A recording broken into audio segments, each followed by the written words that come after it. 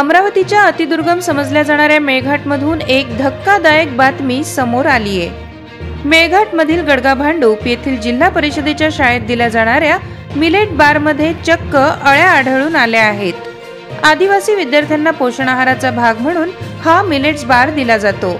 मात्र हा खळबळजनक प्रकार उघड होताच या प्रकारानंतर विद्यार्थ्यांच्या पालकांनी संताप व्यक्त केलाय। शाळेत निकृष्ट दर्जाचा बार दिला जात असल्याचा आरोप संतप्त पालकांनी केलाय। त्यामुळे शिक्षण विभागाचा भोंगळ कारभार पुन्हा एकदा चव्हाट्यावर आलाय। परिणामी शालेय पोषण आहार हा विद्यार्थ्यांच्या जीवावर उठलाय की काय असा प्रश्न उपस्थित केला जातोय। मेरे 2 बच्चे, मेरे भाई के 2 बच्चे, 4 बच्चे स्कूल में पढ़ते हैं। स्कूल का नाम जिला परिषद स्कूल गड़गा भांडूप। वहाँ जो चॉकलेट बांटी आज तो उसमें इलियावन निकली। बहुत से पूरे गांव के बच्चों ने चॉकलेट खाए तो बाकी बच्चों ने खाए, बाकी बच्चों ने लेके आए घर में। तो चॉकलेट में पूरी इलियावनी थी।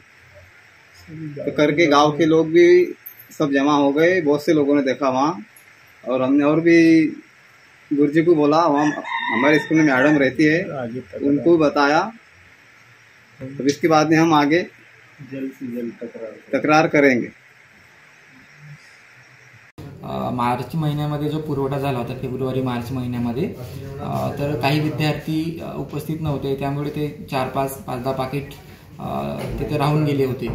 आणि आता ते थोडं सुव्यवस्थित करत असताना ते पॉकेट आढळून आले आणि एका मुलाने ते घेतले हाती।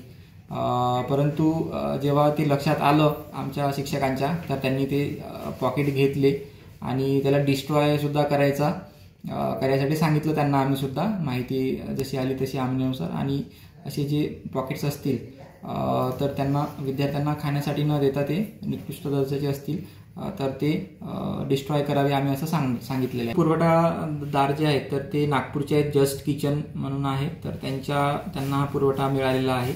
संचालक स्तरावरून हा जो आहे तो निविदा प्रक्रिया झाली होती आणि त्यांना तो पुरवठा आदेश मिळाला होता। आणि याचं नियंत्रण जे आहे तर गट शिक्षणाधिकारी आणि शिक्षणाधिकार्यालय स्थानिक लेवलवर हे या स्तरावरचं आहे। आणि याची आम्ही खबरदारी सुद्धा घेऊ, आणि असा जो जिथे जिथे कुठे सापडतील असे पॉकेट्स वगैरे तर आम्ही त्या सूचना देणार आहेत। आणि या जो आहे तो वापर करू नये असं जर मिळाला असेल तर आम्ही असा सुद्धा सर्वांना सूचना देऊ। अशाच वेगवान घडामोडी पाहण्यासाठी आताच आमच्या जनविकास न्यूज चॅनलला सबस्क्राईब करा आणि रहा रोज अपडेट।